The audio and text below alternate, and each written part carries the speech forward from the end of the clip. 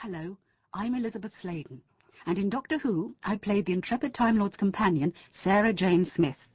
I'm here to invite you on a journey by way of the time-travelling powers of the BBC Radio Archive. A lot safer and more comfortable than by TARDIS, believe me. We'll be rediscovering a wealth of broadcasting gems long forgotten since their original transmission, some of which will come as a surprise to even the most avid fan. To begin our journey, another very good friend of the Doctor's presents a history of the television series we have all come to know and adore in 30 years.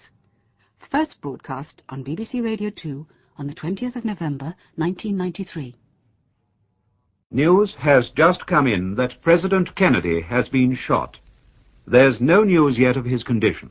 The world was shocked to hear of the assassination of President Kennedy. Most people can remember where they were and what they were doing when they heard the news. Perhaps they were watching the television and hearing this for the very first time.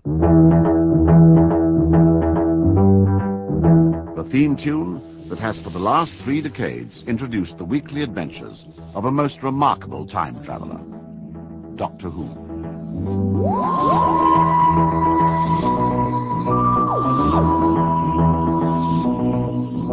Well, hello. I'm Nicholas Courtney. If you're a Doctor Who fan, you'll probably remember me as one of the Doctor's closest allies, Brigadier Alistair Gordon Lethbridge-Stewart. Having had the privilege to work with the Doctor on numerous occasions, I hope that I'm the best qualified to give you the complete story behind the world's longest-running science fiction television series, and the reasons why it's lasted so long. Now, 30 years is a lot of time to cover in just 60 minutes, so let's journey back to a fog-shrouded London. To be precise, Saturday, November 23rd, 1963. Inside a small scrap merchant in Totter's Lane, 2 young schoolteachers, Ian Chesterton and Barbara Wright, are anxiously searching for one of their pupils, Susan Foreman, little realizing that they're about to embark on a journey into the unknown. It's a police box. What on earth's he doing here? Well, these things are usually on the street. Feel it. Feel it, you feel it? It's a faint vibration. It's alive.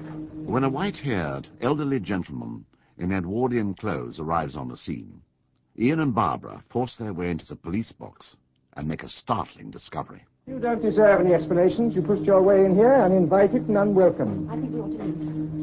It's an illusion. It must be. Illusions, indeed. You say you can't fit an enormous building into one of your smaller sitting rooms. No.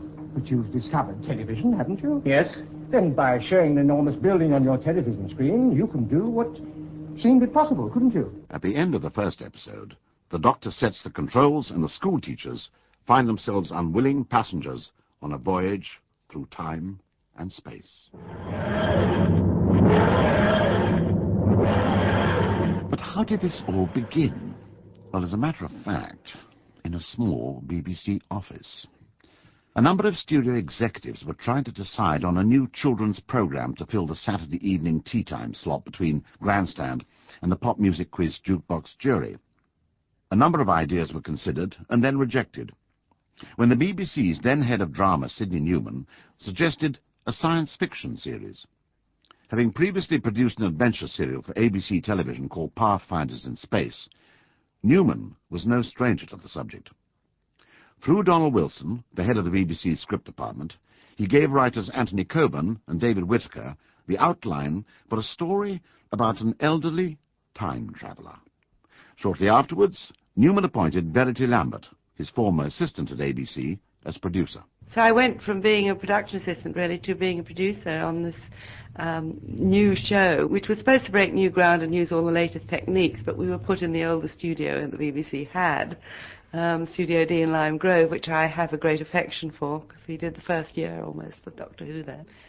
And it was strange in a lot of ways, because it was a children's show but was not being produced by the children's department, which caused a certain amount of aggravation within the BBC.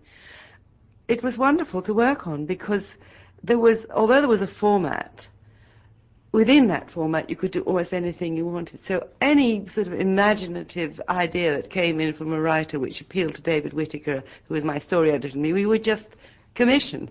Verity Lambert's associate producer, Mervyn Pinfield, suggested A number of actors to play the time traveler referred to. To keep listening to this audiobook for free, click the link in the description. It will take you to a free Audible trial where you can listen to this and many other books for free for 30 days.